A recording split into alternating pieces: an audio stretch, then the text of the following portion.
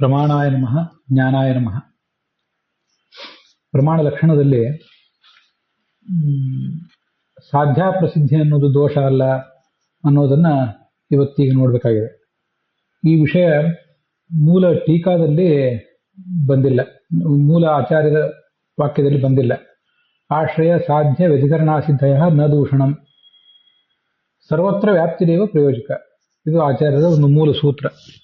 ಹೇತು ಮತ್ತು ಸಾಧ್ಯಗಳಿಗೆ ವ್ಯಾಪ್ತಿ ಇದೆಯೋ ಇಲ್ಲೋ ಅಂತ ಅನ್ನೋದು ಮಾತ್ರ ಮುಖ್ಯ.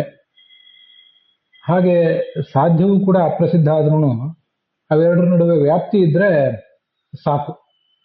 ಹೇತು ಮತ್ತು ಸಾಧ್ಯಗಳಿಗೆ ವ್ಯಾಪ್ತಿ ಇದ್ರೆ ಅದರಿಂದ ಅನುಮಾನ ಅಂತ ಅನ್ನೋದು ಸದನುಮಾನ ಆಗಬಹುದು. 574ನೇ ಪುಟದಲ್ಲಿ ಕೊನೆಯ ಪ್ಯಾರಾಗ್ರಾಫ್ನಲ್ಲಿ ಆ ಸಾಧ್ಯ ಪ್ರಸಿದ್ಧಿ ಬಗ್ಗೆ ಒಂದು ಅನುಮಾನ ಇದೆ. ಅದನ್ನು ಈಗ ನಾವು ನೋಡಬೇಕು. ಜೀವಚ್ಛರೀರಂ ಸಾತ್ಮಕಂ ಚೇಷ್ಟಾದಿಮತ್ವಾತ್ ಅಂತ ಒಂದು ಅನುಮಾನ. ಅದನ್ನು ಅವರು ಕನ್ನಡದಲ್ಲಿ ಕೊಟ್ಟಿದ್ದಾರೆ, ಅದನ್ನು ನೀವು ಗಮನಿಸಿ. ಜೀವಚ್ಛರೀರಂ ಅಂತ ಪಕ್ಷ, ಸಾತ್ಮಕಂ ಅಂತ ಸಾಧ್ಯ, ಚೇಷ್ಟಾದಿಮತ್ವಾತ್ ಅಂತ ಅದರ ಹೇತು.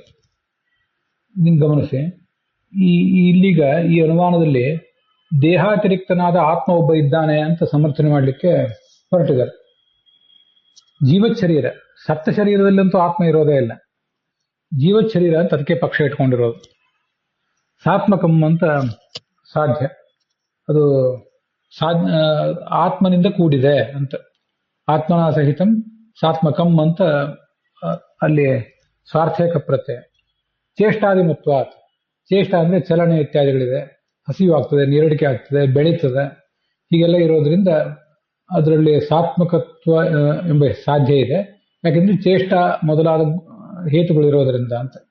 ಚೇಷ್ಟ ಮೊದಲಾದದ್ದು ಅನ್ನೋದೇ ಒಂದು ಹೇತು. ಹೀಗೆ ಆ ಅನುಮಾನ ಪ್ರಯೋಗ. ಅಲ್ಲಿ ಹೇತುವನ್ನು ಹೇಳಿಲ್ಲ, ಅದು ಬೇರೆ ಬೇರೆ ಕಡೆ ಬಂದಿದೆ. ತಾರ್ಕಿಕರು ಅದನ್ನು ಹೇಳ್ತಾರೆ ಅಂತದೊಂದು ಅನುಮಾನವನ್ನು. ಇಲ್ಲಿ ಕೆಲವರು ಸಾಧ್ಯ ಪ್ರಸಿದ್ಧಿ ದೋಷ ಹೇಳ್ತಾರೆ. ತಾರ್ಕಿಕರು ಇಲ್ಲಿ ಸಾಧ್ಯ ಪ್ರಸಿದ್ಧಿ ದೋಷ ಏನು ಹೇಳೋದಿಲ್ಲ, ಮತ್ತು ಕೆಲವರು ಹೇಳ್ತಾರೆ. ಹೀಗೆ ಅನುಮಾನದಲ್ಲಿ ಸಾಧ್ಯ ಪ್ರಸಿದ್ಧಿ ದೋಷವನ್ನು ಹೇಳಬೇಕು. ವಸ್ತುತಃ ಹೇಳುವವರಾದ್ರೂ ಹೀಗೆ ಹೇಳಬೇಕು, ಅದು ಯಾರೇ ಹೇಳಲಿ. ಅಲ್ಲಿ ಸಾಧ್ಯ ಏನು? ಆತ್ಮದ ಸಂಬಂಧ. ಶರೀರವನ್ನು ಪಕ್ಷವನ್ನಾಗಿ ಮಾಡಿಕೊಂಡು ಅಲ್ಲಿ ಆತ್ಮದ ಸಂಬಂಧವನ್ನ ಸಾಧನೆ ಮಾಡ್ತಾ ಇದ್ದಾರೆ. ಈ ಅನುಮಾನಕ್ಕಿಂತ ಮುಂಚೆ ಆತ್ಮದ ಸಂಬಂಧ ಅನ್ನೋದು ಬೇರೆ ಕಡೆ ಎಲ್ಲೂ ಸಿದ್ಧ ಆಗಿಲ್ಲ. ಈ ಶರೀರ, ಅದರ ಬಗ್ಗೆ ನಾವೀಗ ವಿಚಾರ ಮಾಡ್ತಿದ್ದೇವೆ. ಶರೀರವೇ ಪಕ್ಷ ಆದ್ರಿಂದ ಅಲ್ಲಂತೂ ಇನ್ನೂ ತೀರ್ಮಾನ ಆಗಿಲ್ಲ, ಅದಿನ್ನೂ ಚರ್ಚೆ ವಿಷಯ. ಅದು ಇಂಥ ಒಂದು ಚೈತನ್ಯ ಉಳ್ಳಂತಹ ಶರೀರವನ್ನು ಹೊರತುಪಡಿಸಿದ್ರೆ ಆತ್ಮ ಅನ್ನೋದು ಮತ್ತೆಲ್ಲಿದೆ? ಬೇರೆ ಕಡೆ ಎಲ್ಲೂ ಇಲ್ಲವೇ ಇಲ್ಲ.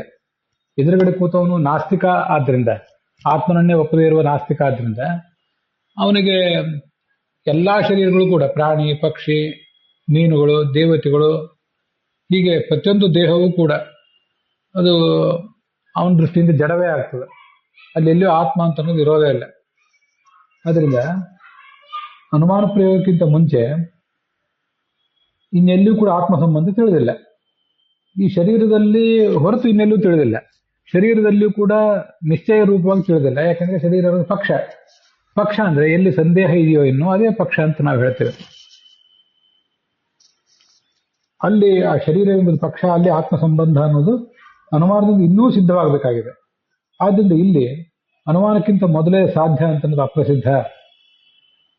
ಆ ಸಾಧ್ಯ ಅಪ್ರಸಿದ್ಧ ಆದ್ರಿಂದ ಅಲ್ಲಿ ದೋಷ ಬರ್ತದೆ ಅಂತ ಕೆಲವರು ಏನಾದರೂ ಹೇಳಬೇಕು. ಆದರೆ ಇದು ಸರಿಯಲ್ಲ. ಇಂಥ ಒಂದು ಅನುಮಾನವನ್ನ ಎಲ್ಲಾ ದಾರ್ಶನಿಕರು ಕೂಡ, ತಾರ್ಕಿಕರು, ದ್ವೈತಿಗಳು ಮೊದಲಾದವರು ಎಲ್ಲರೂ ಕೂಡ ಮಾಡೋದನ್ನ ರೂಢಿ ಇಟ್ಕೊಂಡಿದ್ದಾರೆ. ಒಂದಲ್ಲ ಒಂದು ಹಂತದಲ್ಲಿ ಇಂಥದೊಂದು ಅನುಮಾನ, ಅದಕ್ಕೆ ಇದಕ್ಕೆ ಸಮಾನವಾದ ಮತ್ತೊಂದು ಅನುಮಾನ, ಅದನ್ನೆಲ್ಲರೂ ಕೂಡ ಅವಲಂಬಿಸಿಯೇ ಇರ್ತಾರೆ. ರೂಢ ಮೂಲವಾಗಿದೆ ಅಂತ ಹೇಳಿದ್ದಾರೆ. ಅಲ್ಲಿ ರೂಢ ಮೂಲ ಆಗಿರುವುದರಿಂದ ಎಲ್ಲರೂ ಅದನ್ನು ಬಳಸುವುದು ಅಂತ ಅದರ ಅರ್ಥ. ಆದ್ದರಿಂದ ಸಾಧ್ಯ ಪ್ರಸಿದ್ಧಿಯು ಕೂಡ ದೋಷ ಅಲ್ವೇ ಅಲ್ಲ. ಇಲ್ಲಿ ಅನುಮಾನ ಪ್ರಯೋಗಕ್ಕಿಂತ ಮುಂಚೆ ಶರೀರದಲ್ಲಿ ಆತ್ಮ ಅಂತನ್ನೋದು ಸಿದ್ಧವಾಗಿಲ್ಲ, ಆತ್ಮದ ಸಂಬಂಧ ಅಂತನ್ನೋದು ಸಿದ್ಧವಾಗಿಲ್ಲ.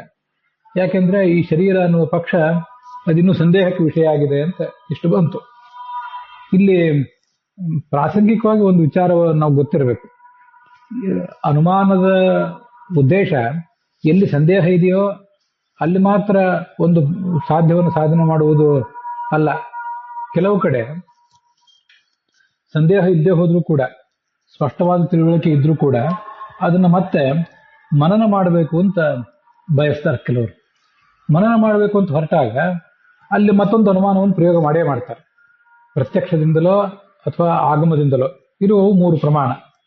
ಪ್ರತ್ಯಕ್ಷದಿಂದಲೋ ಆಗಮದಿಂದಲೋ ಈಗ ಒಂದು ವಿಷಯ ತಿಳಿದು ಬಂದಾಗ ದೃಢವಾಗಿಯೇ ತಿಳಿದು ಬಂದರೂ ಕೂಡ ಅದನ್ನು ಮತ್ತೆ ಅಂತ ಒಂದು ಅನುಮಾನದಿಂದ ತಿಳಿಯುವ ಪ್ರಯತ್ನ ಮಾಡ್ತಿರ್ತಾರೆ. ಹಾಗೊಂದು ವಾಕ್ಯ ತರ್ಕಶಾಸ್ತ್ರದಲ್ಲಿ ಕಾಣಿಸ್ತದೆ. ಪ್ರತ್ಯಕ್ಷ ದೃಷ್ಟಮಪಿ ಅರ್ಥಂ ಅನುಮಾನೇನ ಬುಭುತ್ಸಂತೆ ತರ್ಕರಸಿಕಾ ಅಂತ.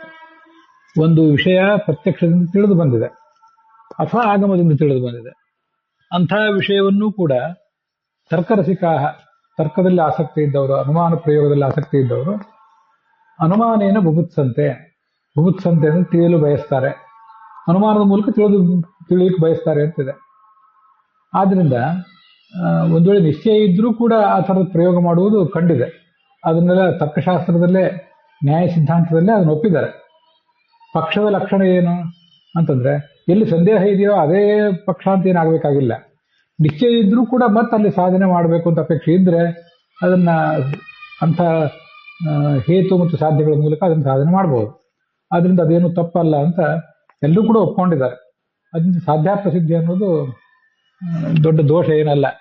ಎಲ್ಲರೂ ಒಪ್ಪಿರೋದ್ರಿಂದ ಯಾರೋ ಕೆಲವರು ಒಬ್ಬಿಬ್ಬರು ವಾದಿಗಳು ಒಪ್ಪದೆ ಹೋದ್ರೆ ಅದೇನು ದೊಡ್ಡ ವಿಚಾರ ಅಲ್ಲ ಅಂತ ಅದರ ತಾತ್ಪರ್ಯ.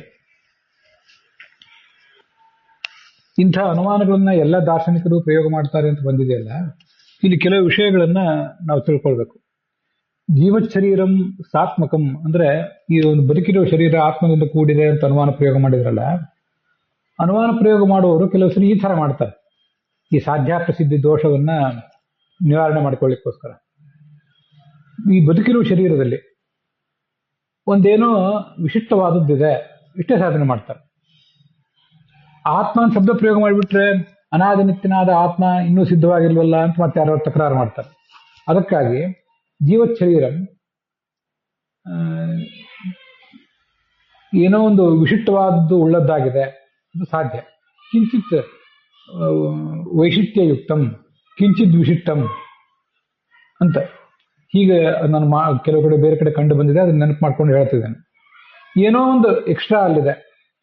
ಈ ದೇಹ, ಪಾಂಚಭೌತಿಕ ದೇಹ, ಅದರಲ್ಲಿನ ಉಳಿದ ರಕ್ತ, ಮಾಂಸ, ಎಲುಬು ಇತ್ಯಾದಿಗಳಿಗಿಂತ ಭಿನ್ನವಾಗಿ ಏನೋ ಒಂದು ಅಲ್ಲಿದೆ. ಕಿಂಚಿತ್ ವಿಶಿಷ್ಟಂ. ಯಾಕೆಂದ್ರೆ ಪ್ರಾಣಾದಿಮತ್ವ ಅಥವಾ ಚೇಷ್ಟಾಮತ್ವ. ಪ್ರಾಣ ಅಂದ್ರೆ ಉಸಿರು ಮೊದಲಾದವುಗಳಿದೆ, ಹಾಗೆ ಚೇಷ್ಟ ಇದೆ.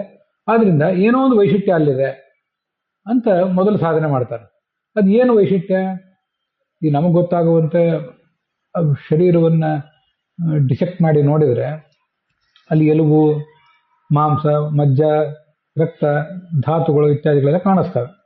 ಕೆಲವೆಲ್ಲ ಸತ್ತು ಹೋದ್ಮೇಲೆ ಧಾತುಗಳಲ್ಲಿ ಇರೋದಿಲ್ಲ, ಅವೆಲ್ಲ ಹೋಗಿಬಿಟ್ಟಿರ್ತವೆ, ಅದು ವಿಚಾರ ಬೇರೆ. ಅಂತೂ ನಾವು ಕಣ್ಣಿನಿಂದ ನೋಡಬಹುದಾದಂಥ ಏನೇನು ವಿಷಯಗಳಿವೆ ಅದಕ್ಕಿಂತ ಹೆಚ್ಚಿನದೊಂದು ಏನೋ ಅಲ್ಲಿದೆ ಅಂತ ಸಾಧನೆ ಮಾಡ್ತಾರೆ. ಅನೇಕ ಅನುಮಾನಗಳಲ್ಲಿ ಈ ಥರ ಮಾಡಿರ್ತಾರೆ. ಮೊದಲನೇ ಸರಿನೇ ಆತ್ಮ ಅಂತ ಪ್ರಯೋಗ ಮಾಡಿಬಿಟ್ರೆ ಆತ್ಮ ಎಲ್ಲಿದೆ ಅಂತ ಕೇಳ್ತಾರೆ ಎದುರುಗಡೆ ಕೂತವರು. ಇದಕ್ಕೆ ಸಾಧ್ಯಾಪ್ರಸಿದ್ಧಿಯನ್ನ ದೋಷ ಅಂತ ಹೇಳುವವರಾಗ್ಲಿ, ನಾಸ್ತಿಕರಾಗ್ಲಿ ಅಂತೂ ಯಾರೋ ಎದುರುಗಡೆ ಕೂತವ್ರು ಕೇಳ್ತಾರೆ, ಎಲ್ಲಿದೆ ಆತ್ಮ ಅಂತ ಅನ್ನೋದು ಇಲ್ಲವಲ್ಲ ಜಗತ್ತಿನಲ್ಲಿ ಅಂತ ಕೇಳಿಬಿಡ್ತಾರೆ. ಅದಕ್ಕಾಗಿ ನಾವು ಆತ್ಮ ಅಂತ ಹೇಳೇ ಇಲ್ವಲ್ರಿ ಅಂತ ನಾವಂತೇವೆ. ಕಿಂಚಿತ್ ವಿಶಿಷ್ಟಯುಕ್ತಂ, ಕಿಂಚಿತ್ ಅತಿರಿಕ್ತ ವಿಶಿಷ್ಟಂ, ಯಾವುದೋ ಒಂದು ವಿಶಿಷ್ಟವಾದ ಸಂಗತಿಯಿಂದ, ಯಾವುದೋ ಒಂದು ಹೆಚ್ಚಿನ ಸಂಗತಿಯಿಂದ, ರಕ್ತ, ಮಾಂಸ ಇತ್ಯಾದಿಗಳಿಗಿಂತ ಭಿನ್ನವಾದ ಮತ್ತೊಂದು ಸಂಗತಿಯಿಂದ ಕೂಡಿದೆ ಅಂತ ಹೀಗೆ ಪ್ರಯೋಗ ಮಾಡಿಬಿಟ್ಟಾಗ ಇಂಥ ಸಮಸ್ಯೆಯನ್ನು ತಪ್ಪಿಸ್ಕೋಬಹುದು. ಹಾಗೆ ಜಿಜ್ಞಾಸೆ ಮಾಡ್ತಾ ಹೋದಾಗ ಯಾವುದದು ಅಂತ ಪ್ರಶ್ನೆ ಬಂದ್ರೆ ರಕ್ತವಲ್ಲ, ಮಾಂಸ ಅಲ್ಲ, ಚರ್ಮ ಅಲ್ಲ, ಏನೋ ಅಲ್ಲ, ಕೊನೆಗೆ ಹಾಗಾದ್ರೆ ಏನೋ ಒಂದಿದೆ ಇಲ್ಲಿ ಅಂತ ಹೀಗೆ ಒಂದು ಕನ್ಕ್ಲೂಷನ್ನಿಗೆ ಬರ್ಲಿಕ್ಕೆ ಸಾಧ್ಯ ಆಗ್ತದೆ. ಆ ಥರ ಮಾಡೋದು ಕೂಡ ಇದೆ. ಅದಕ್ಕೆ ಆತ್ಮ ಅಂತ ಕೊನೆಗೆ ನಾವು ತಿಳ್ಕೊಳ್ಳೋದು ಅಂತಿಮವಾಗಿ, ಅದಕ್ಕಿಂತ ಬೇರೆ ಹೆಸರು ಏನು ಇಡ್ಲಿಕ್ಕೆ ಸಾಧ್ಯ ಇಲ್ಲ. ಅದರಿಂದ ಆತ್ಮ ಅಂತ ತಿಳ್ಕೊಳ್ಳೋದು ಅಂತ ಅದರ ತಾತ್ಪರ್ಯ ಆಗ್ತದೆ. ಮತ್ತೆ ಇಲ್ಲಿ ನಮಗೆ ಈಗಾಗಲೇ ನೋಡಿರುವಂತೆ ಎಲ್ಲೆಲ್ಲಿ ಹೇತು ಇರ್ತದೋ ಅಲ್ಲೆಲ್ಲ ಸಾಧ್ಯ ಇರಬೇಕು, ಎಲ್ಲೆಲ್ಲಿ ಧೂಮ ಇದೆಯೋ ಅಲ್ಲೆಲ್ಲ ಅಗ್ನಿ ಇದೆ ಅಂತ ನಾವು ಸಾಧನೆ ಮಾಡ್ತೇವೆ. ಹಾಗೆ ಎಲ್ಲೆಲ್ಲಿ ಪ್ರಾಣಾದಿಮತ್ವ ಅಥವಾ ಚೇಷ್ಟಾದಿಮತ್ವ ಅನ್ನೋ ಹೇತು ಇದೆಯೋ ಅಲ್ಲೆಲ್ಲ ಸಾತ್ಮಕತ್ವ ಎಂಬ ಸಾಧ್ಯ ಇದೆ ಅಂತ ಹೇತು ಮತ್ತು ಸಾಧ್ಯಗಳಿಗೆ ವ್ಯಾಪ್ತಿಯನ್ನು ಹೇಳಲಿಕ್ಕೆ ಹೊರಟ್ರೆ ಇಲ್ಲಿ ಆ ಥರದ ವ್ಯಾಪ್ತಿಯನ್ನು ಹೇಳಲಿಕ್ಕೆ ಬರೋದಿಲ್ಲ. ಎಲ್ಲಿ ತೋರಿಸೋದು? ಜಗತ್ತಿನಲ್ಲಿರೋ ಎಲ್ಲ ಜಲಚರ, ಆಕಾಶಚರ, ಭೂಚರ, ಎಲ್ಲಾ ಥರದ ಜೀವರನ್ನು ಕೂಡ ಅವ್ರ ಶರೀರಗಳನ್ನೆಲ್ಲವನ್ನು ಇಲ್ಲಿ ಪಕ್ಷವನ್ನಾಗಿ ಮಾಡಿದ್ದೇವೆ. ಆದ್ರಿಂದ ಎಲ್ಲಿ ಪ್ರಾಣಾದಿಗಳಿದೆಯೋ ಅಲ್ಲಿ ಸಾತ್ಮಕತ್ವ ಇದೆ ಅಂತ ಹೇಗೆ ಸಾಧನೆ ಮಾಡೋದು? ಹೇತು ಮತ್ತು ಸಾಧ್ಯಗಳಿಗೆ ವ್ಯಾಪ್ತಿ ಇಲ್ಲ ಅಂತ ಆಗ್ತದೆ. ಆವಾಗ ಹೇತು ಮತ್ತು ಸಾಧ್ಯಗಳಿಗೆ ವ್ಯಾಪ್ತಿ ಹೇಳಬಹುದು, ಸಾಧ್ಯಾಭಾವ ಮತ್ತು ಹೇತ್ವಭಾವಗಳಿಗೆ ವ್ಯಾಪ್ತಿ ಹೇಳುವುದೊಂದು ಪದ್ಧತಿ ಇದೆ. ಎಲ್ಲಿ ಸಾತ್ಮಕತ್ವ ಇಲ್ಲವೋ ಅಲ್ಲಿ ಪ್ರಾಣಾದಿಮತ್ವನೂ ಚೇಷ್ಟಾದಿಮತ್ವನೂ ಇಲ್ಲ ಅಂತ ಹೇಳ್ಬಿಡೋದು. ಅದೆಲ್ಲಿ ಅಂದ್ರೆ ಕಲ್ಲು, ಮಣ್ಣು ಮೊದಲಾದವುಗಳಲ್ಲಿ. ಎತ್ರ ಎತ್ರ ಹೇತು ತತ್ವ ಸಾಧ್ಯ ಅಂತ ಬಂದ್ರೆ ಇದೊಂಥರದ ವ್ಯಾಪ್ತಿ, ಅನ್ವಯ ವ್ಯಾಪ್ತಿ ಅಂತಾರೆ ಇದನ್ನ. ವ್ಯತಿರೇಕ ವ್ಯಾಪ್ತಿ ಅಂತ ಇನ್ನೊಂದು, ಸಾಧ್ಯಾಭಾವಕ್ಕೂ ಹೇತ್ವಭಾವಕ್ಕೂ ವ್ಯಾಪ್ತಿ ಬಂದ್ರೆ ಅದನ್ನು ವ್ಯತಿರೇಕ ವ್ಯಾಪ್ತಿ ಅಂತಾರೆ. ವ್ಯತಿರೇಕ ಅಂದ್ರೆ ಅಭಾವ, ಭಿನ್ನ ಅಂತ ಹೀಗರ್ಥ.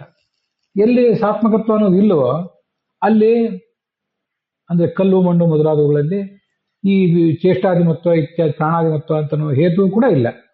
ಹೀಗೆ ವ್ಯತಿರಿಕ ವ್ಯಾಪ್ತಿಯನ್ನು ಹೇಳಿ ಇಲ್ಲಿ ಈ ಪ್ರಕೃತದಲ್ಲಿ ಪ್ರಾಣಾದಿಮತ್ವ ಇದೆ ಅಂತಂದ್ಮೇಲೆ ಹಾಗಾದ್ರೆ ಸಾತ್ಮಕತ್ವವೇ ಇರಬೇಕು ಅಂತ ಸಾಧನೆ ಮಾಡುವ ಪ್ರಯತ್ನ ಮಾಡ್ತಾರೆ. ಅಂತೂ ಇಂಥ ಅನುಮಾನವನ್ನು ಅನೇಕ ಜನ ಅವಲಂಬಿಸಿದ್ದಾರೆ. ಇಂಥದ್ದು ಮತ್ತು ಇಂಥದಕ್ಕೆ ಸದೃಶವಾದ ಬೇರೆ ಬೇರೆ ಅನುಮಾನಗಳನ್ನ ಅವಲಂಬಿಸಿರ್ತಾರೆ. ಅದನ್ನು ಬೇರೆ ಬೇರೆ ಸಂದರ್ಭದಲ್ಲಿ ಪ್ರಯೋಗ ಮಾಡಿರ್ತಾರೆ. ಹಾಗೆ ಮಾಡುವಾಗ ಅದಕ್ಕೆ ಬೇಕಾದಂಥ ಏನೋ ಉಪಾಯನೂ ಮಾಡ್ಕೊಂಡಿರ್ತಾರೆ. ಅದರಿಂದ ಸಾಧ್ಯ ಪ್ರಸಿದ್ಧಿ ದೋಷ ಅಲ್ಲ ಅಂತ ನಮ್ಮ ಅಭಿಪ್ರಾಯ. ಅಲ್ಲಿಗೆ ಈ ಭಾಗ ಸಮಾಪ್ತ ಆಗಿದೆ.